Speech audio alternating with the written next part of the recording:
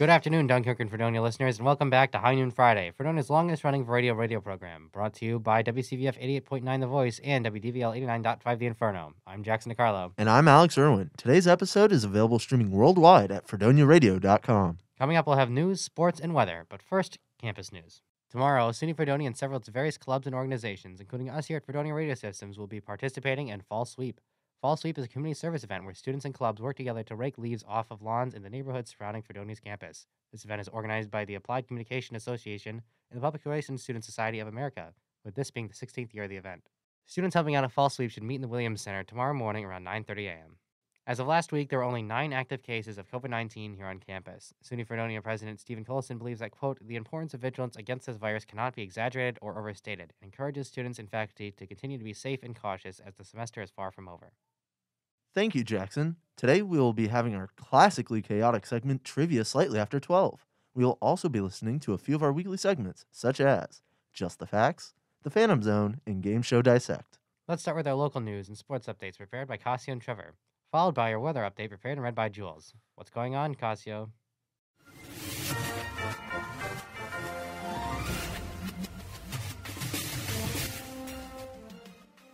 Good afternoon, Fredonia. I'm Cascio Fonseca, and here is your High Noon Friday news. In local news for this week, this year's early voting totals are comparable to 2019 numbers, but 10,000 fewer than last year.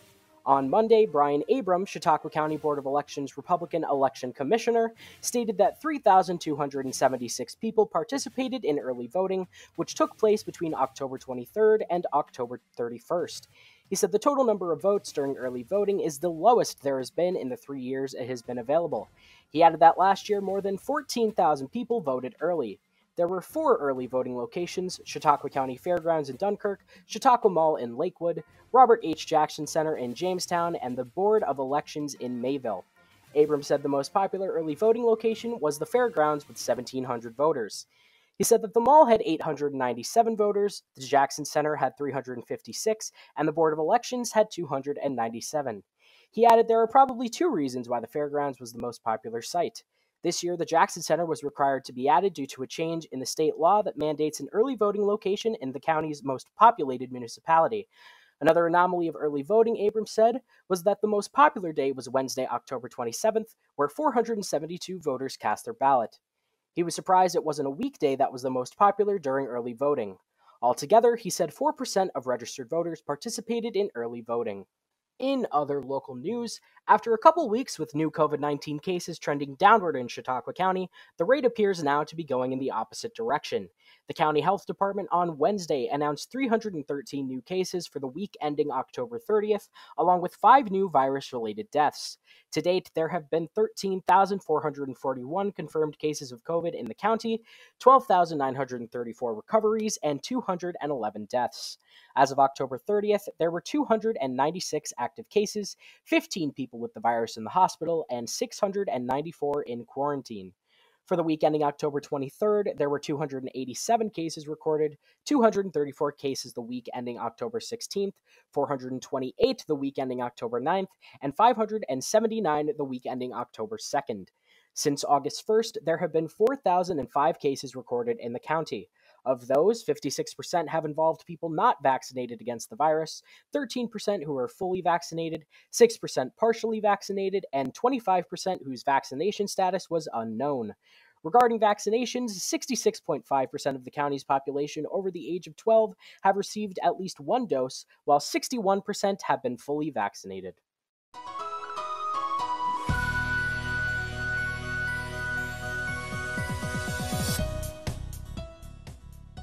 Hello everyone, my name is Trevor Howard here with your High Noon Friday Sports Update. Week 9 in the NFL is here and we are at the halfway point of the NFL regular season. Last night, the Indianapolis Colts defeated the New York Jets in a shootout fashion by a final score of 45-30. Jets backup Mike White left the game with a forearm injury, and third stringer Josh Johnson took over and showed out as he threw for 317 yards with 3 touchdowns and 1 interception. Jonathan Taylor and Nyheim Hines ran the ball down the Jets' throats last night as they ran for over 285 yards on the ground alone. This was the first home primetime game for the Colts since December of 2017, when the Colts hosted the Denver Broncos on Thursday Night Football. The World Series has concluded and the baseball season is officially done as the Atlanta Braves defeated the Houston Astros in 6 games to win their first World Series since 1995. Jorge Soler won World Series MVP, and Freddie Freeman, after his 12th season with the Braves, finally won his first ring. The Astros, however, plan on extending manager Dusty Baker through the 2022 season. During their press conference today, and first baseman Yuli Gurriel has signed his option to stay with the team all through next season. In the NHL, the Jack Eichel trade saga has finally come to an abrupt end as the Sabres traded away their former captain to the Vegas Golden Knights and a third-round pick in exchange for Peyton Krebs, Alex Tuck, a first-round pick this year with a guaranteed top 10 value, and a second-round pick next year. In an Eichel interview with Elliot Friedman yesterday, he made it clear that Buffalo will always be a special place in his heart, and he is looking forward to playing in Las Vegas to this next chapter in his career. You've been listening to your sports update on High Noon Friday on WCBF 88.9 The Voice and WDBL 89.5 The Inferno. The Northern Chautauqua Weather Update, being brought to you by Fredonia Radio Systems. Good afternoon, Fredonia. It's your resident weather girl here, Jules, hoping bringing you the weekend forecast. Despite what you may be hearing from other radio stations and some stores, it is not beginning to look a lot like Christmas. These next few days are averaging in the low 50s with nights in the 40s. Today, mostly sunny with a high near 46. Calm wind becoming west 5 to 7 miles per hour. Tonight, mostly clear with a low around 33. Tomorrow, sunny with a high near 51. Southwest wind 8 to 10 miles per hour. Tomorrow night, mostly clear with a low around 38. Sunday will live up to its namesake. It'll be sunny with a high near 55. Sunday night, mostly clear with a low around 43. Well, there you have it, folks, your weekend weather. If the Christmas songs are bothering you, just keep in mind that, well, for what it's worth, Jingle Bells was originally a Thanksgiving song. All right, thanks for listening. Back to your hosts. Thanks, Cascio, Trevor, and Jules. We're going to dive right into our weekly segments. To start, here's Just the Facts.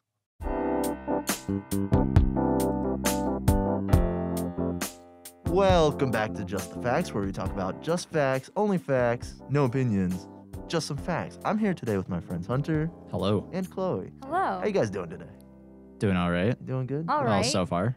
I'm very excited about this week's topic. What's the topic? The topic is Professor Katroshi facts. So quick PSA, right? Quick PSA. Professor Katroshi is a professor here at SUNY Fredonia. He's been teaching for quite a while, and Professor Katroshi has a few works out on his website, and he was so gracious enough to give us one of those works, and it's filled with wacky facts. And you know what we like to talk about on this show. Only facts. Only facts That are wacky. that are wacky. Most of them. No opinions in this, just facts. Yeah, I promise you. I've read through it. Oh. Yes. I'm glad. I'm very excited. We've all read through this work. We got some pretty funky facts, I think. Alex, I have a question, Yes. actually. Yes. Do you think that Professor Katroshi uses Snopes? You know, Chloe, I'm not quite sure. I feel like, listen, you know me. I'm pro PolitiFact, but I suppose don't laugh on me.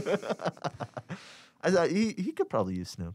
I could see it. You should ask him. Yeah. I think I will. But first, I'm gonna have to ask you, Chloe. What's your fact for today? All right, cool. Straight from the work of Professor Katroshi, Mm-hmm. some dreams, which we have to add in there, only last for 2 to 3 seconds. Really? Yeah. What's your most wild dream? Wild in like craziest content, or just like why did I dream that? Those can go I feel like hand in the hand. Yeah, same. Those are the same. I had a dream that lasted about a minute. Mm-hmm. That was just me eating a sandwich at the staff rep desk in the radio station. That was the entire dream. Was it a That's good luxury. sandwich? It was a turkey sandwich. So good. Yes, very good. Sounds good. Turkey and Swiss. Very tasty. That's luxury. Sounds tasty. Luxury, you know. Yeah. That's probably my wackiest dream that I've had in a while. Yeah. Weird. Mine isn't recently, but I got chased at midnight by a guy in a giant Pikachu costume. That sounds really scary. Our general manager, Yisel, was Pikachu for Halloween. Really? Maybe- Did she it was- chase me? Maybe. Well, then, no, Yisel was it's chasing giant. you. It's giant. Oh, that's bullying. Oh, that's a bullying. big position to. I'm sorry, insult. Isel. I'm sorry. Unbelievable. A I can't public allow that. apology. I'm You're gonna, just have, a little G- short. or I'm GM. sorry. I'm gonna have to ask you to apologize I just did several times. again. I hereby apologize to yeah. There. What did you just call it? What did you just call My Y and S kind of formed together. I just kind of jumped the I. it? Oh goodness. Oh no. Oh Hunter. We need to get off this topic. Unbelievable. Wait, what was your fact? So my favorite Quattrochi fact on this list was that Americans eat 12 billion bananas a year. Banana is my favorite fruit. Me too. Yes. But when I eat 12 bananas in one day, I get a weird look. How many bananas? It's not one American. Is that? Hunter. No, wait Hunter, a minute. Let's Hunter. do some quick math. How many bananas did you say? That's a 12 because there's 12 billion. Okay. Hold on. Calculator. Add the 2, carry the 10, divide by 84. Yes. I see. So then 36 bananas per person. I actually did look it up, and then on average, Americans eat about 26 a year. So the math isn't adding up here. The math isn't adding up. That's not a fact. Something's wrong here.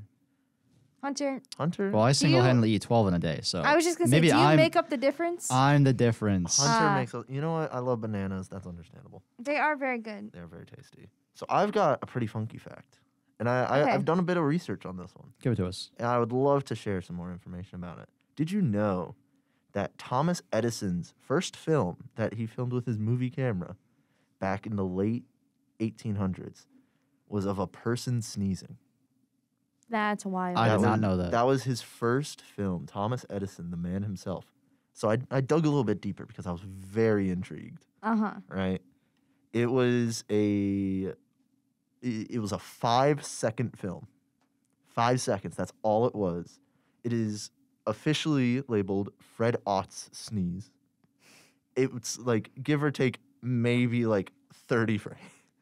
Not even. Okay. It's maybe like 10 to 15 frames. So a PowerPoint presentation. A PowerPoint presentation of this guy sneezing, and it's in the Library of Congress. That's awesome. To view it, I had to go onto YouTube, type in this title, and it's the video's like 30 seconds. About 15 of those seconds is "We're the Library of Congress." Then it's the sneeze, and then the last 10 seconds are "That was from the Library of Congress." So it was just a quick achoo, and that was it. Exactly. It honestly, it didn't even look like he sneezed. Like he just kind of like reared back. That's how little frameage there was. Oh, right, because there wasn't audio. Yes. Yeah. There So was there no wasn't audio. an achoo. It was just the motion of It was the. Yeah, just, it's like if someone like punched you and you went ugh, and you like flung backwards. Got it. That's what it looked like. That's so weird. It's a little funky. You know, when they wild. first started filming, they were just filming like normal things. They were like, let's film that train. Or like, let's film this guy sneeze. I wonder what Fred. No, that was a dumb question. No, ask it. Come on. I was gonna say, I wonder what Fred Ott's up to right now, but considering this was filmed in 1894, I think I know the answer to that.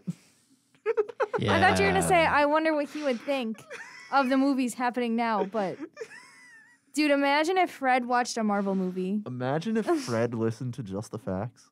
Imagine if Fred was alive. Hunter's asking the real questions. Okay. Oh my goodness. Oh man. Well, that has been Just the Facts. I would like to thank Chloe and Hunter for joining me on another amazing episode. You're welcome. Thank you. I would also like to extend my thanks to Professor Quattrochi for giving us some amazing facts this week. Truly incredible, don't you guys think so? They're very intriguing. Yes. Very intriguing. Very good, very wild, A lot of funky, and facts. fresh. A lot of facts we couldn't get to, sadly. But No. this has been Just the Facts. See you all next week. Bye. Goodbye. Thanks, Professor Quattrochi. Next up is the Phantom Zone. Welcome back, ladies and gentlemen, to the Phantom Zone Oh boy, we're here. with your host, Benjamin Anderson, and That's me. that's not you. Oh wait, it's me, Jackson DiCarlo. I'm looking at Letterboxd. We watched a little movie this weekend, We did. Last Night in Soho, Yes, by Edgar Wright. by Edgar Wright, his newest feature. People do not know, he directed a bunch of things, like Baby Driver was his last movie. Hot Fuzz, Shaun of the Dead. Scott Pilgrim versus the World. He's done a few other movies too, but those are his best. Either way, this one's a very big deviation just due to the fact that it's not a straight-up comedy. Like, he's done pseudo-horror in the past, Right. but this is full psychological. Yes, this is a psychological horror thriller mystery. Mm-hmm. It's pretty good, I'd say. I like that writing a lot.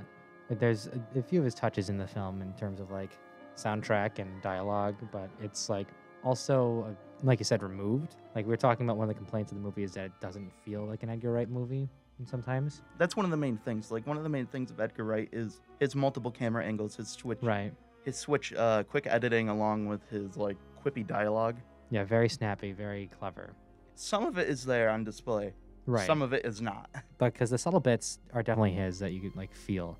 And for someone who would never go see a movie like this, yeah, I liked it. Mm-hmm. Like it did feel like something that like he had his hands in. Like there's a lot of really good cinematography, some really funny lines that are just subtly like well written for like foreshadowing, and Yeah. I enjoyed it quite a lot. I mean, I enjoyed it for the most part. I think there's a particular moment where I just sat in the theater and I'm like, man, how long is this?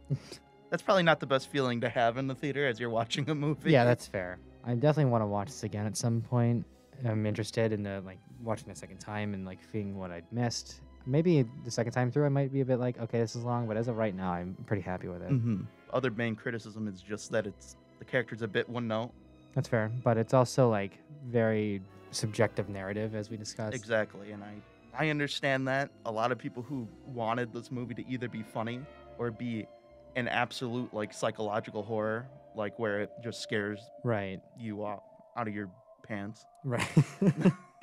Yeah, I don't know. I don't think it's fair to do that. Because to me, I went in and I was like, oh, Edgar Wright directed and produced, I think also wrote this film. I like Edgar Wright quite a lot. Yes. I will watch his film. So yeah, what would you rate the movie? Oh, I would rate the movie, I rate it 3.5 out of 5 stars. That's fair. I think I gave it a 4.5 or maybe a 4. I think it's definitely a movie I would have to rewatch. Right. And At the very least, it's one of those films that's just good looking, too. Can we throw some shade at Dune real quick? At Dune? Dune we watched as well. That one looked really good as well, but I just did not care. Everything about Dune should have been something I would have liked. Right. I mean, the only bad thing is the plot. The plot. Right. It's not even that the plot is even all that bad. Like the idea, like the structure of the plot. Right. It's not bad. It's very convoluted, but also very simple, and it drags, but it's also fast. And I'm like, what? Like, I don't know. It just was not. That's why it's confusing. Because I felt this movie Last Night in Soho was pretty tight, and it kept me interested the whole time. I felt very attached to I think Ellie was her name, the main character. I was like, oh yeah, she's very sweet. I mean, like the best thing about about her character in Last Night in Soho, the main character, was just she's in a place and position that we're most going to be able to relate to, which is a freshman in college. Yeah, it's been pretty easy to relate to that, at least for us. And like people are bullying her pretty much into doing things that she doesn't want to do. Yeah, also as someone who doesn't go to parties and stuff, I would relate pretty good to that sort of scenario. Exactly. She's like, yeah, I don't want to be here. So overall, pretty good film. I'd say definitely go check it out, especially if you like Edgar Wright. But just go in with the idea that it's gonna be a good movie. I wouldn't say expect anything outside of a solid film. Like watch the trailer and then know what to expect. I guess that's my best explanation, because we had a couple who were on a date in front of us, and then immediately once it got into the psychological bit, they were like, no, we're out. It is a horror film. It is kind of dark in places. It's not as quick cut and witty as his other films, but it definitely does what it does well, I'd say. I think I'll call it for this week's episode of The Phantom Zone. Oh, good. Oh, good? Next week, we get to talk about The Great Muppet Caper. No. Why not? would we talk about that? Well... What about that is spooky? So next week, we'll be here for the Great Muppet Caper. Nope. I'm going to bring a Muppet next week. You may bring it up. I'm bringing a Muppet. There will be a Muppet on the show next week. I wonder who that would be. Well... I hope it's Fozzie. I hope it's Kermit. All right. Bye-bye, folks. Bye-bye. Thanks. Up next is Game Show Dissect. Food Network game shows. Television programs offering a little bit of game and competition to your average cooking. Ranging in shows from Chopped to MasterChef to Cutthroat Kitchen, these programs appeal to a very different demographic than your normal game show. What is the appeal of these shows and how did the entire genre come to be? We'll get into these questions and more today on High Noon Friday's Game Show Dissect with me, Hunter Halterman. Let's get right into it. And for the sake of narrowing it down, I'll be primarily focusing on MasterChef and Cutthroat Kitchen. Many cooking shows are quite similar in format. They're usually dramatized and centered around a certain amount of chefs cooking a dish in a lot of amount of time. Now, it could be the fact that Gordon Ramsay is the host, but MasterChef is one that stands out to me from the others. Based off of the British MasterChef, this American version is quite like other shows featured on the Food Network, as it features several different cooking challenges. Each season contains a varying amount of chefs where one is eliminated each episode based off of the challenges presented to them. One of these challenges is the Mystery Box round, where the contestants are given the same limited ingredients to make a dish. 1 tomato, some amazing bacon, handful of chocolate, and the most incredible single potato. As much as taste is important, so is the appearance. The judges know this, and they will first look at each dish and determine which 3 they would like to taste. From there, they will narrow it down to the winner of the round, granting them certain perks moving forward into the elimination round. Some of these perks might involve being safe from elimination, choosing the dish to make, or choosing someone else to be safe from elimination. In said elimination round, the cooks will then make a dish based off of what the judges give them. Differing from the mystery box though, the cooks were allowed to go through and choose any ingredients from the very extensive pantry to assist them. Towards the end of the round, the judges choose their favorites based off of presentation and taste, but also their bottom 3. Each cook in the bottom 3 then gets their dishes absolutely ridiculed, like in any Ramsay fashion, and the worst is eliminated from the show. The final 2 or 3 move on to a 3-course showdown, where a winner is awarded $250,000, a MasterChef title, and a trophy, and the bragging rights of winning a Gordon Ramsay cooking show. We come to the 3 worst dishes that were not just disappointing, but nowhere near the MasterChef standard. And at least one of these home cooks will be going home shortly. Taking the cooking show genre in a slightly different direction, Cutthroat Kitchen is a show that features 4 contestants competing in a straightforward 3-elimination round format. What's special about this show, however, is that before the first round starts, host Alton Brown gives each contestant $25,000 of prop money and auctions off different sabotages that someone can buy with that money. Chefs, do you know how to take the measure of a man? With measuring cups, of course. Let's see. I've got here 1/4 of a cup, 1/3 of a cup, and 1/2 of a cup to be precise. Win this auction, and you can force all 3 of your opponents to use one of these 3 measuring cups as their only tools and vessels for the entire challenge. Auctions may happen in the middle of the rounds as well, offering one contestant to get revenge or protection. Similar to MasterChef, the contestants then get a minute to gather their ingredients, then another chunk of time to prep and make their dish. Challenges can range from French toast to linguine and clams to an ice cream float. Bringing in an outside judge that doesn't know who or how someone is sabotaged, one person is limited every round based on 3 criteria: plating, taste, and did they follow the prompt. Reaching the final round, one person is chosen as the winner of the episode and gets to walk away with any money they have remaining from the original $25,000. It's a pretty simple cooking game show, but is also pretty entertaining.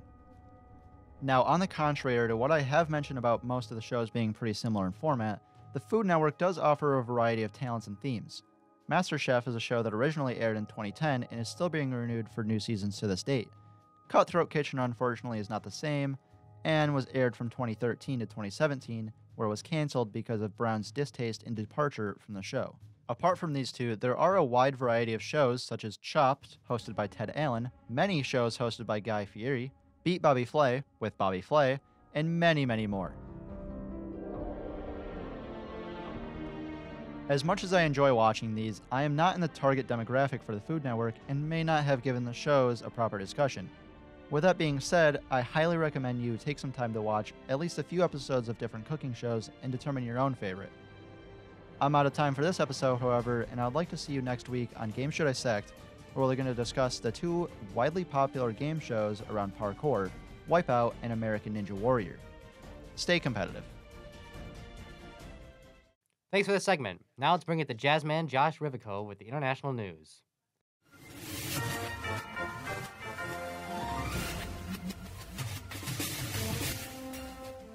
On Thursday, October 21st, Alec Baldwin accidentally shot and killed cinematographer Helena Hutchins and wounded director Joel Souza whilst filming on the set of Rust. Witnesses claim that the prop gun was not meant to fire live rounds, and there is much speculation as to how and why the gun was loaded with actual bullets rather than harmless blanks. It would seem that there was too much complacency and not enough interest in safety on set, as a mix of blanks, dummy rounds, and live rounds had been found on the set in an investigation by the Santa Fe County Sheriff.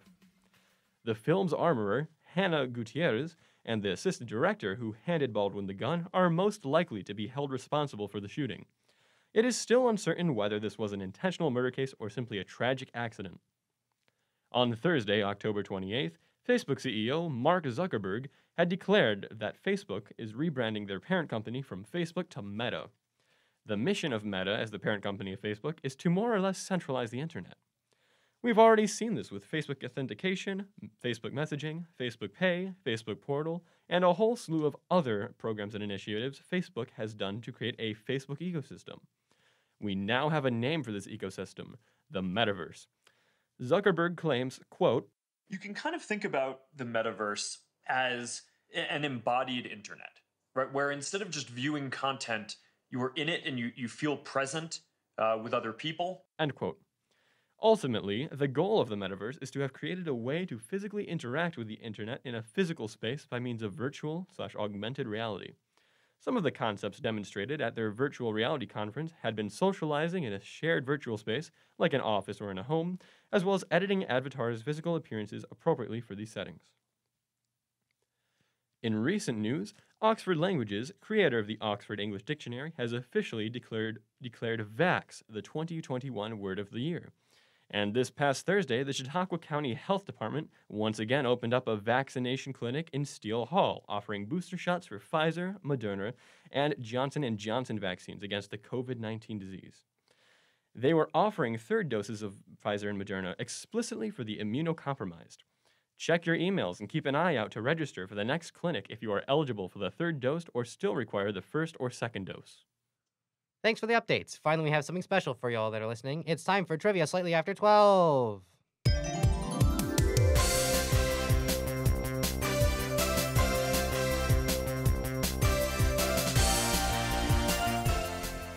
On this segment, we test the minds of students here at Fredonia's campus for the chance to win glorious prizes occasionally.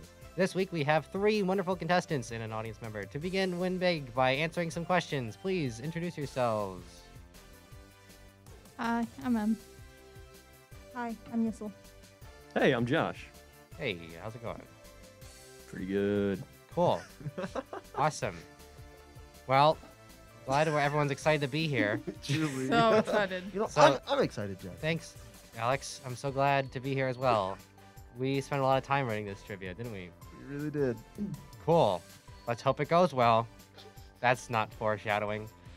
First one to shout their name after the question is read will be able to take a shot at answering the question. Each question is worth a point, and at the end of the game, the person with the most points is declared the winner. This week's category is Dungeons and Dragons. Contestants, please tell us how familiar you are with this classic fantasy role-play tabletop game. of I've D&D. played once. You played once, and that was on our show. That was. I know about the Choo Choo 20. The what? The Choo Choo 20. The Choo Choo 20? D20. Why is it a... Okay. Choo Choo. Why is it a train? Because that's how I remember it. Josh? I personally have never played Orcs and Dorks. I got some buddies who do. But you're lined up to play on our show, isn't that right? Perhaps? Absolutely. D&D VL, Masters of the Dungeons is the other show, but ours is The Adventure Begins. Tune in sometime, it's pretty funny. All right, well, with our adventures ready to face the trial of trivia before them, let's rock and roll. Alrighty. Number 1. Which of these celebrities is a huge fan of Dungeons and Dragons? Is it A, Emma Watson, B, Tom Cruise, C, Betty White, or D, Vin Diesel? Josh. Emma Watson for sure. Emma Watson is incorrect. M. Vin Diesel. Vin Diesel is correct. I was going to go with that too. Oh. M gets a point. Fun fact. This is quite an extensive fun fact, but Diesel has been a part of the special series D&Diesel produced by Geek and Sundry. He has also gotten a D&D inspired cake for his 48th birthday. Other celebrity D&D players include the voice of Shaggy in Scream star Matthew Lillard, WWE superstar The Big Show, Austin Powers actor Mike Myers, director of Guardians of the Galaxy and the Suicide Squad James Gunn, star of Brooklyn Nine-Nine and several Old Spice commercials Terry Crews, Iron Man director and MCU's happy actor Jon Favreau, creator of there's so many. Wow. Creator of Community and Rick and Morty, Dan Harmon, Adventure Time creator Pendleton Ward, and Deathstroke current original Flash Thompson actor and mega jock Joe Manganiello. Joe Manganiello, who's married to Sophia Vergara. That was all true. That's just to name a few. That was a very extensive. You know who you fun forgot? fact. Who? The one and only Jackson DiCarlo. That's true. That's crazy. I hear Diesel likes to play with his family. Yes. I think that is true. Really? It's all about family. All about family. Yeah. Question 2. How long is the longest consecutive game of D&D? Well, how long has it been running for? At least the one that's known. There's actually a little documentary about this, so I recommend watching it. Is it A, 45 days? 3. Nope. B, 3 years. C, 39 years. Or D, 15 years. How long is the longest consecutive game of D&D known?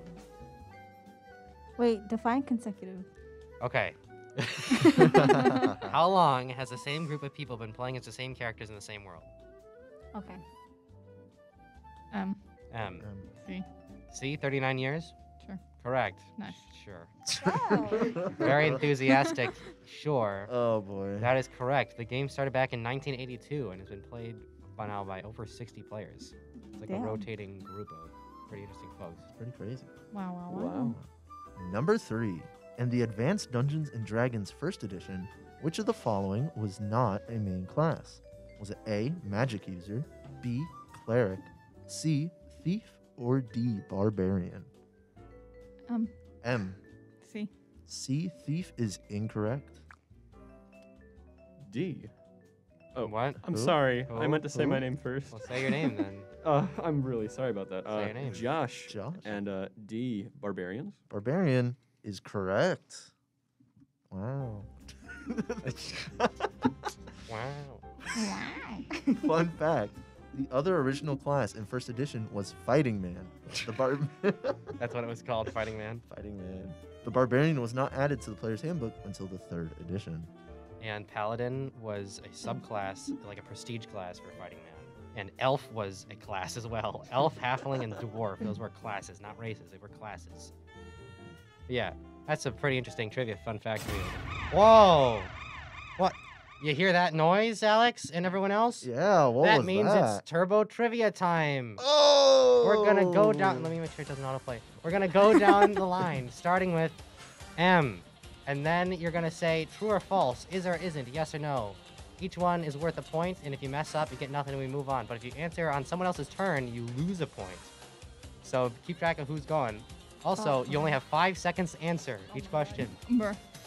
This week's Turbo Trivia time, monsters in Dungeons & Dragons. I'm gonna say a monster's name and give a short description. You're gonna say if it's real or not from any edition of D&D. Are you ready? Ready. Does everyone understand the rules? There was some confusion with the last Turbo Trivia time. So M, Yisel, then Josh, and circle, circle, circle. Ready? Set. Go.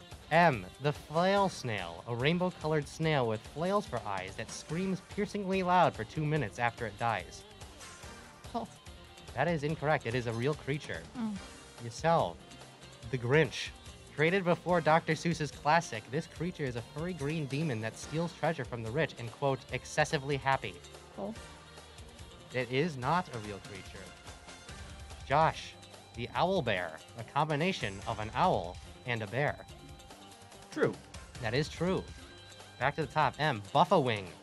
Buffalo that roam the 9 hells with flaming or smoking wings. False. That is false. They do not exist. I'd like to make them though. Yisel, the toe taker. A deformed humanoid that magically steals toes from barefooted victims. True. Nope, that is not a thing. Josh, the Slaad, S-L-A-A-D. Evil, telepathic, and chaotic frog people from Limbo. True. That is true. It is a thing. Back to the top. M, Napper. A ghost-like creature that can instantly cause someone to fall asleep. True. That is false. It does not exist. Yisel, Sturge. A blood-sucking bat mosquito bird beast. True. That is a thing. Josh, the pen pest. Created by a mischievous wizard in ancient times, an invasive species of bugs that disguise themselves as pens and quills that are a common problem among scholars. False. That is false. They do not exist. At the top, M. Roper.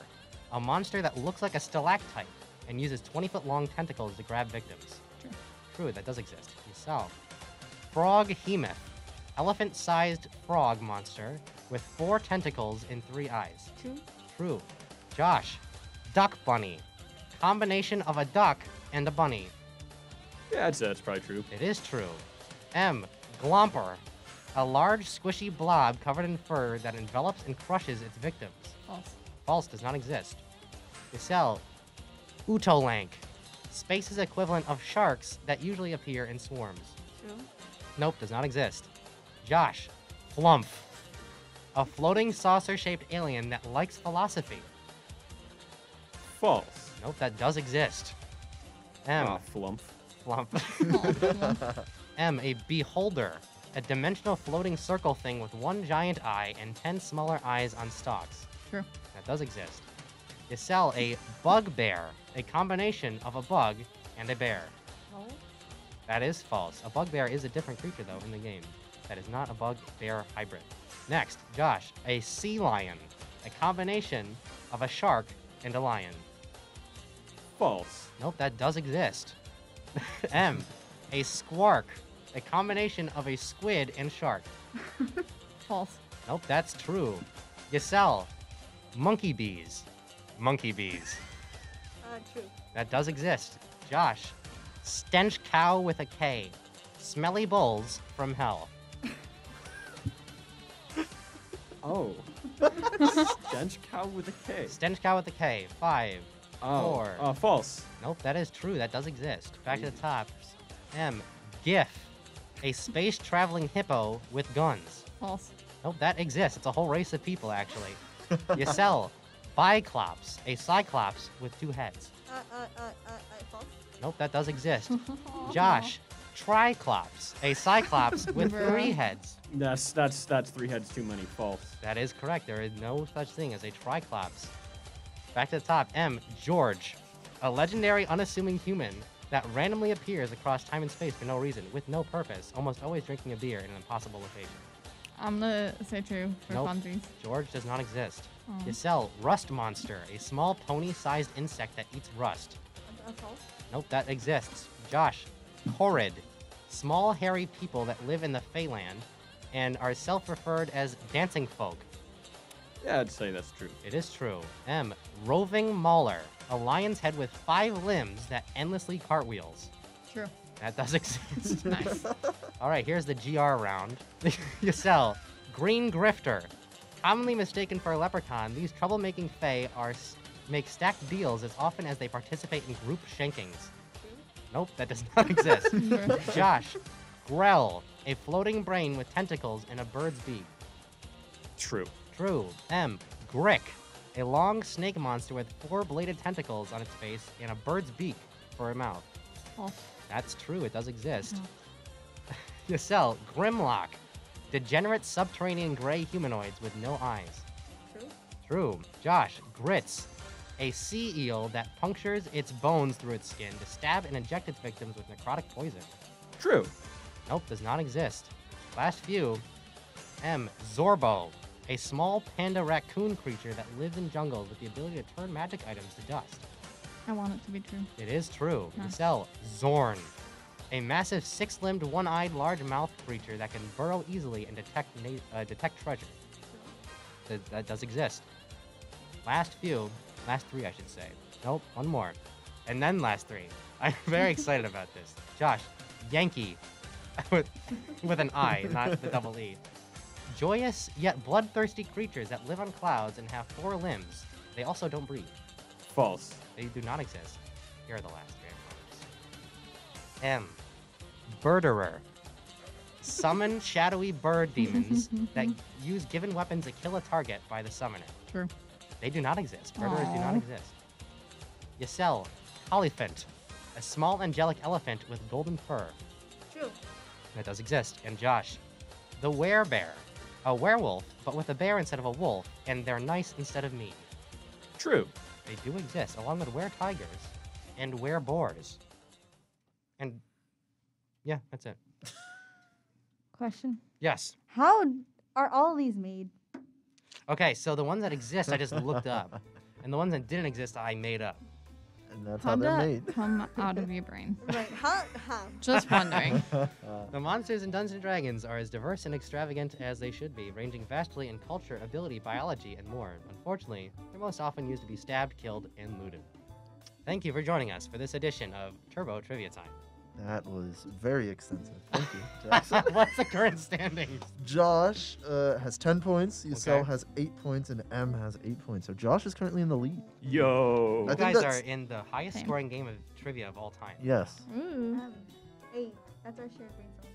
Oh my Going gosh. back and forth, back and forth. We share a brain cell. It's so cute. Number 5. We're on question 5. We're on 5. We're only on 5. Number 5. Which of these abilities is not a part of the 6 ability scores of D&D 5th edition? Is it A, knowledge, B, strength, C, charisma, or D, dexterity? A. Who? Oh. Yisel A. A is correct. Knowledge is not one of the ability scores. Fun fact, the other 3 are wisdom, intelligence, and constitution.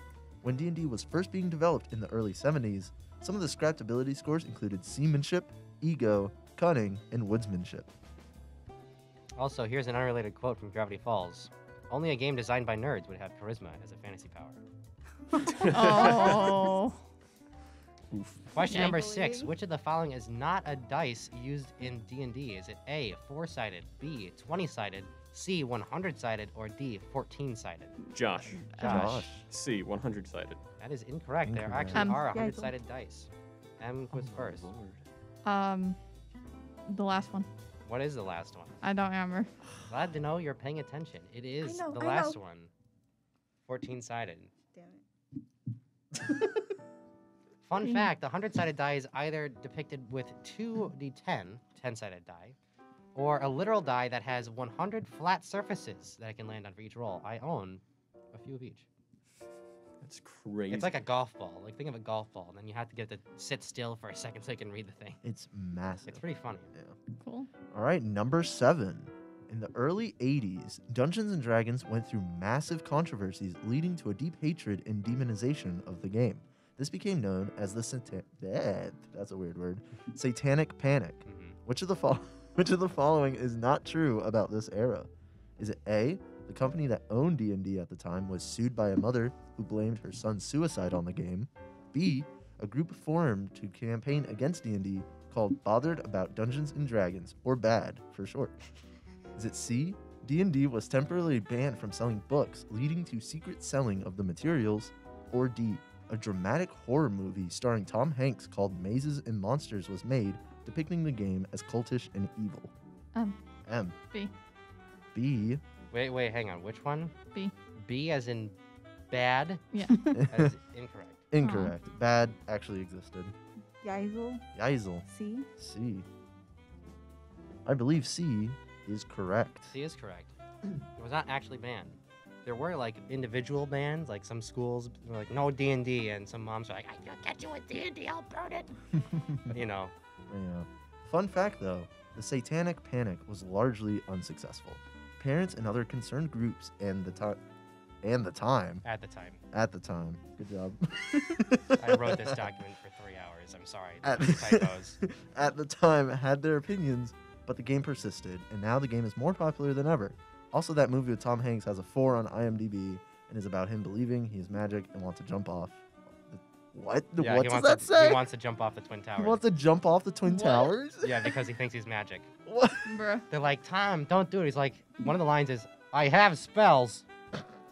And that's how he says it. It's a pretty awful movie. I don't recommend watching it. Uh-oh.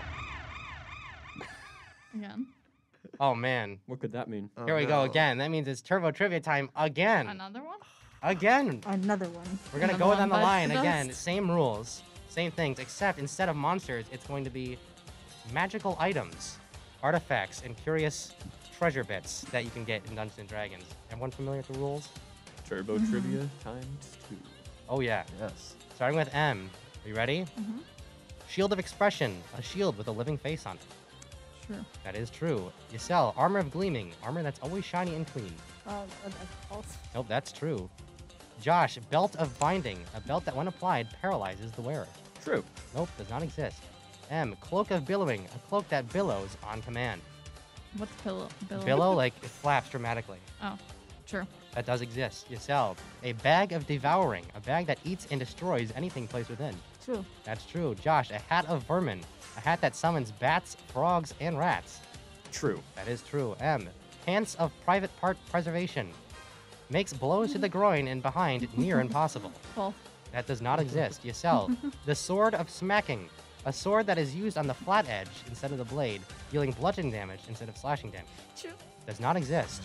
Josh. The Wand of Smiles. A wand that forces people to smile. True. That does exist. M. Pipes of the Sewers. A set of pipes that can summon and control swarms of rats. True. Does exist. Yisel. Noun of adverb or different noun. A nondescript item that can be used to recreate any magical item that is named similarly. Nope, does not exist. Josh. Chains of Consent.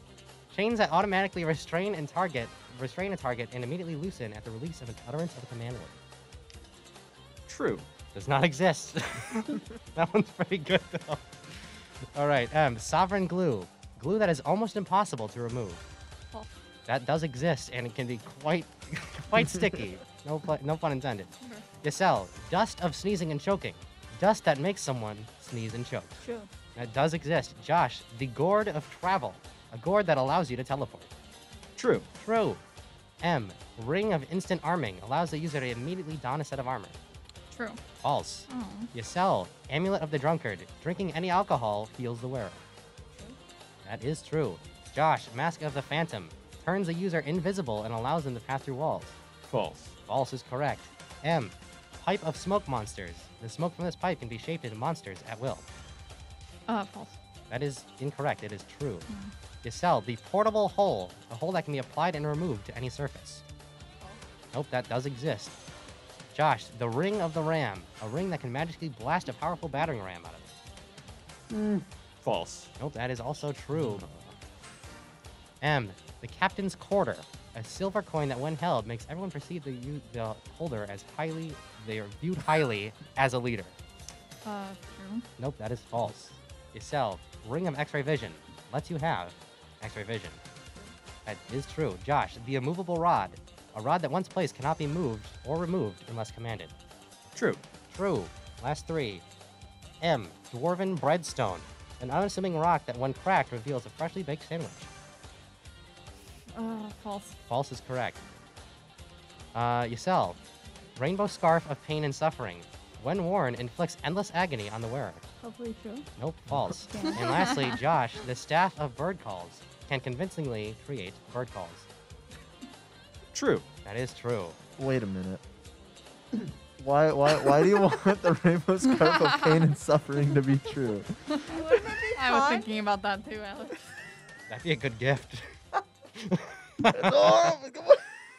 All right, Alex, what are the standings at the end of our second Turbo Trivia too time? many Wow, points. that was whiplash right there. Too many points. Josh is in the lead with 15 points. Wow. Yisel is close behind with 14. M, you're in last with 13 points. Lame. Wow, that's, again, the highest game of trivia scoring ever. Truly. Continuing on in question 9. Number 9. Which of the following is not a type of damage weapons can do in D&D? Is it A, slashing, B, piercing, C, ripping, or D, bludgeoning? Josh? M was M first. was first. C. C. What was C? Rippening. Rippening? Rippening? Something like that. Yeah. Ripping. Ripping. Ripping is correct. Ripping is correct. You stole my emoji. Fun fact. Fun fact, the other damage types are poison, acid, fire, cold, radiant, necrotic, lightning, thunder, force, and psychic. Wow. That's a lot of damage. That's a lot of damage. Oh my god. Question 10. In the game, what does the term cantrip refer to? Is it A, rolling a 1 on the 20-sided die, B, a type of magical item, C, missing your attack and immediately getting hit by the enemy, or D, a simple, weak spell? Josh? Josh. D. D is correct. It is a simple weak spell. Cantrips are technically considered a level 0 spell since they require no spell slots or resources to cast. Yes. Number 11. How many versions of D&D have been published? Is it A, 3, B, 5, C, 8, or D, 10? M. 10. 10 is incorrect. Yisel. What was C? 8. 8 was correct. Good job, Yisel. Fun fact, those editions are Original D&D, Advanced D&D, Advanced D&D 2nd Edition, Advanced D&D 2nd Edition Revised, D&D 3rd Edition, D&D 3rd Edition Revised, or 3.5, D&D 4th Edition, and the current D&D 5th Edition.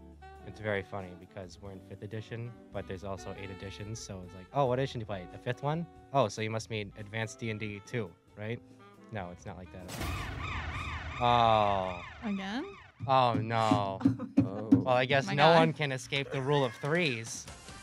That means it's Turbo Trivia time again. My guy. Here it comes. This is it. This is the Triple last threat. one. This is anyone's game right now. It really is. Do you want to go over the points again or no? Yeah, sure. Josh is in the lead with 16. Yo. Yisel with 15. M with 14. So this is really anyone's game. There's a bunch of things here that you can answer. too many. This is not magic items, not monsters, but spells. So I'm going to say the spell, no description this time, just the name. And you're going to tell me if it is or is not a spell. Are you ready in there? Is this Harry Potter? No. Are we ready? Yes, sir. Oh, Jesus. You broke it. This one's weird. Whatever. Okay, ready, set, go. M, tongues. True. True. Yisel, glibness. True. Josh, death.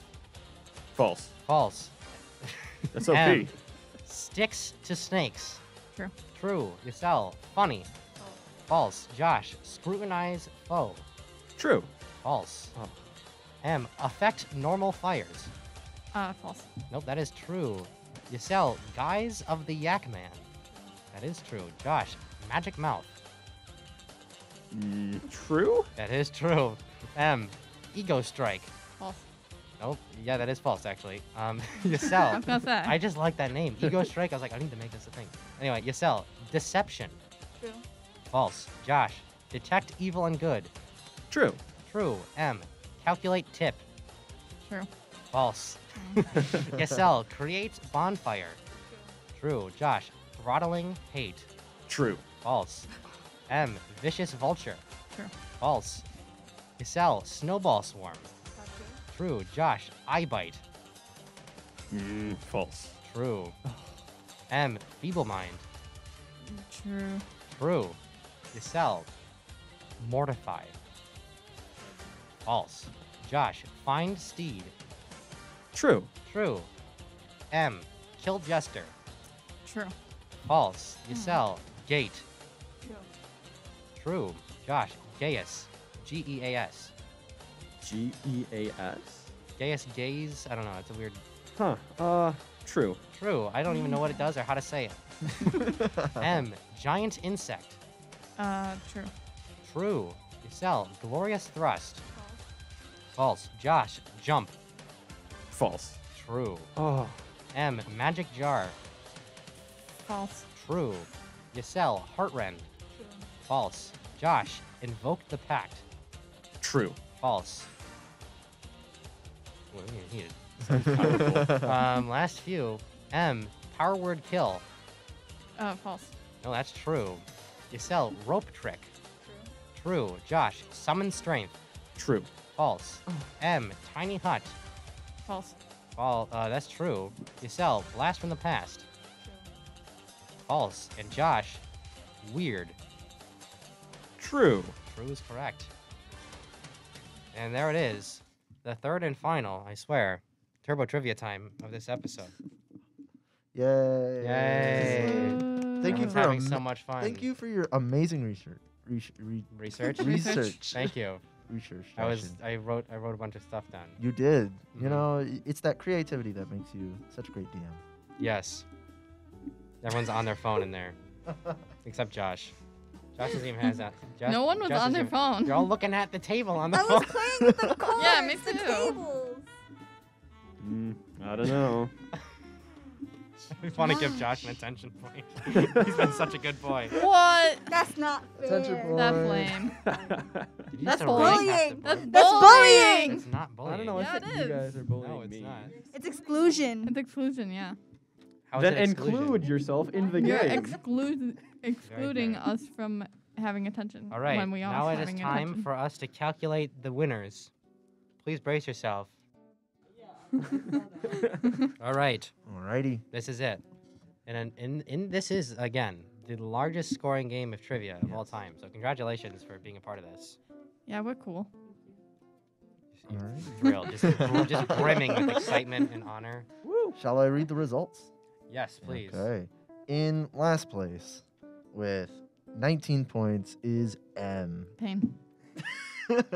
Constant. And now, with 23 points and 22 points in an attention point, our winners tonight are both Josh and Yisel, which means we need to have a tiebreaker, ladies and Can. gentlemen. There can only be one. Uh-oh. There can only be Oh, one. my Lanta. So, of I've never won course- anything in my life. Of course, I decided to ask a question about the thing I love most, and that's Alex.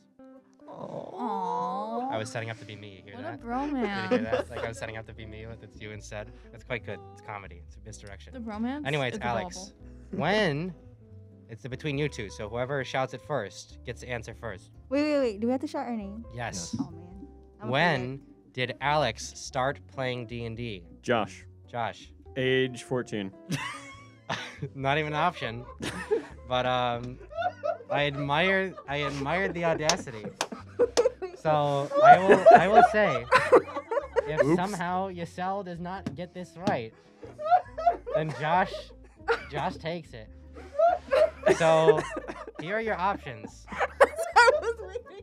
I'm so sorry. I'll give you 3 options. I'll give you 3 options, Yisel. No, I'll give you the 4, and you get 2 shots. No, I'll just give you the 4 and give you 1, and we'll go back to it. Holy crow, okay. Did Alex die? He's on the floor. Nice. Okay. Yisel, the board is yours. You get 1 shot in these 4 answers. A, March 2021.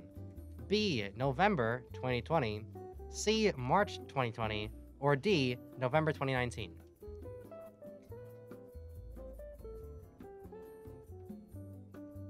Yisel D. D is incorrect. 3 options remain. Wait. Can I go again?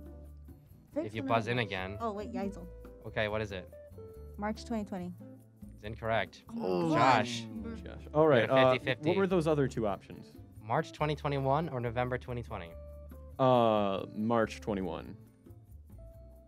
Ladies and gentlemen, Jasmine Josh. Jasmine Josh is the winner Yo. of D&D Trivia. I started playing this year.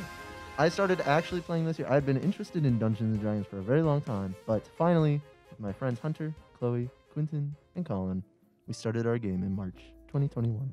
Yeah, I was just sitting in my office one day, and this guy kept showing up. He's like, "Hey, I want to play D&D. I always want to play D&D." And I was like, "Oh, okay." I was sat down. I was like, I'm gonna be our dungeon master. Can you please teach me, oh wise Jackson? I was like, I don't know how I'm in this position because I started playing in March of 2019. Wow. No way. It's true. Really? March of 2019.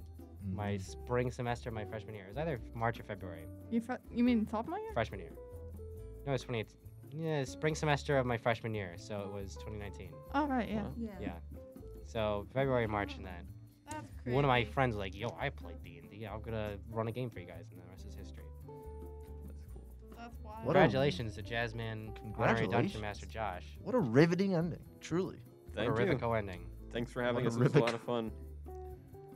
Yeah. What is the final I'm supposed score to get for Jasmine 2020, Josh? 19. The final score for Jasmine Josh is 23 points. I mean, 22 points, an attention point, and an Alex point. That is how many points? 24 points? 24 points. It's just shy of my billion points the one time I played. But pretty good. Pretty good. That's pretty solid. That might be the highest. I believe that is. At least this year, since we've put the Eldritch Curse on me that stops me from being too good at trivia. Yes. Yes, it is. So thanks again for coming on, guys. I thank hope you, you had thank you. fun. I learned a lot today. I'm very tired. Thanks for having us. It was great playing with you guys. Yeah.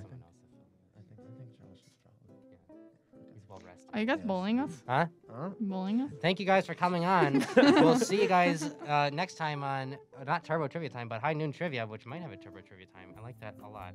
Anyway, here you go, future/past Jackson, to do the outro, and also Alex. Time travel sound effect. Woo.